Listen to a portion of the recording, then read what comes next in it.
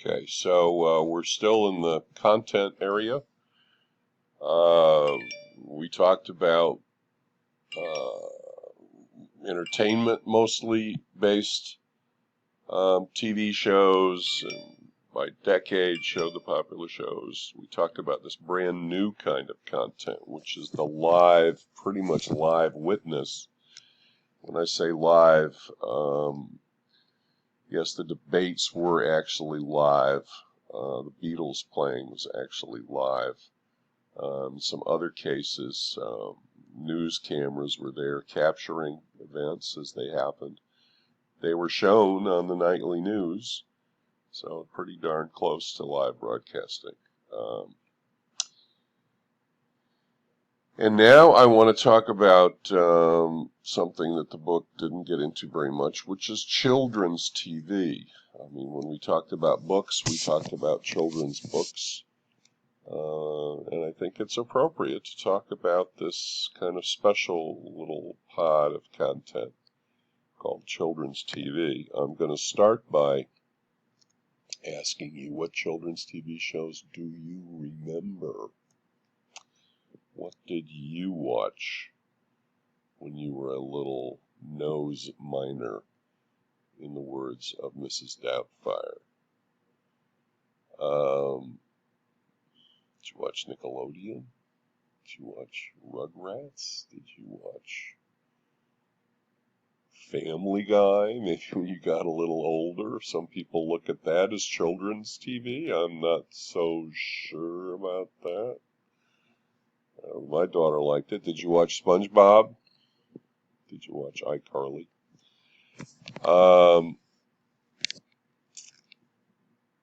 For a long time, children's TV did not care about being educational. Children's TV was about giving the people what they want, building ratings, and this is in fact a lot of the thrust of television. The history of television is the search for high ratings, because the larger the audience, the more I can get for the ads I sell.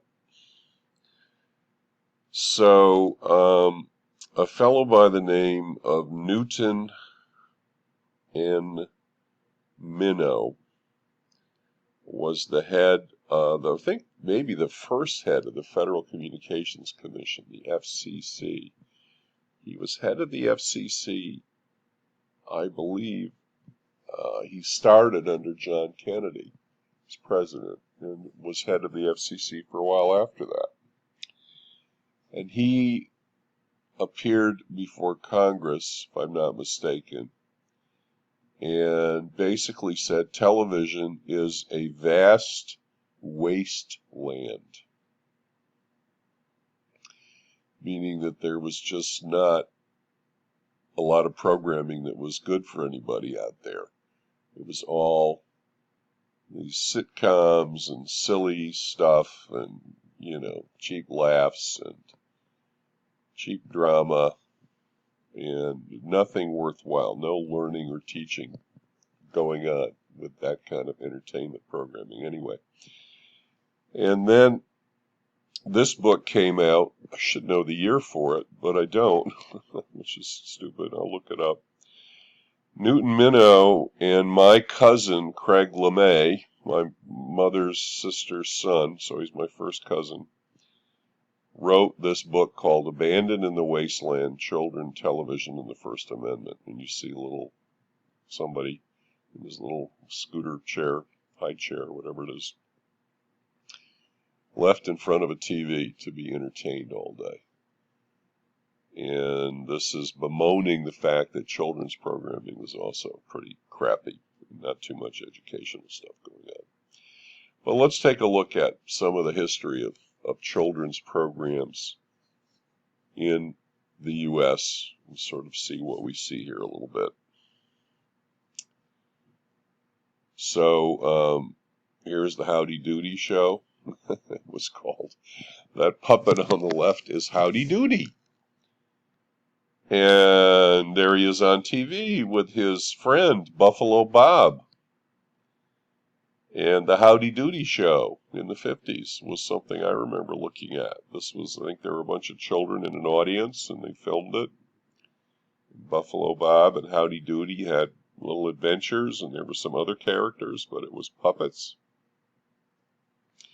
with a Western theme, which was popular in those days in the 50s. Here is another show made for children, aired on Saturday mornings in the 50s, The Lone Ranger, based on a radio series of the same name.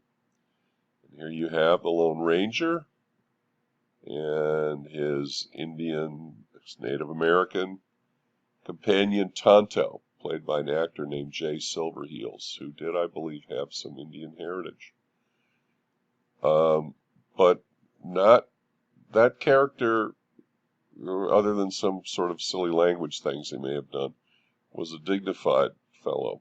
And this is not a completely negative stereotype of Native American, which is nice to see.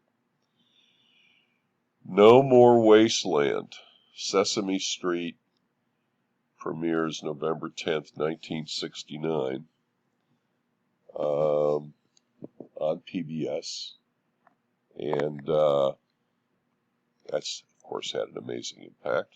I would bet that some of you watched Sesame Street over the years, and it aired for decades with the Muppets, these characters and human characters, and teaching children how to count,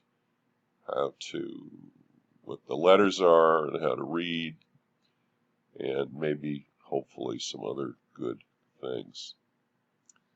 And now Sesame Street's still around. I believe it's on HBO. Here's another well-known series on Nickelodeon, a whole children's cable network. Teenage Mutant Ninja Turtles premieres 1983. An animated series, kind of different. I think these guys liked pizza. And now we're going to stop for a minute, and I'm going to show you the kind of commercials, TV commercials, that still air on many children's shows. This one is for Lucky Charms. Okay, so Abandoned in the Wasteland by Newton Minow and Craig LeMay, published 1995. Craig is a professor. I believe at I want to say University of Chicago, somewhere in Chicago, teaching media and other things.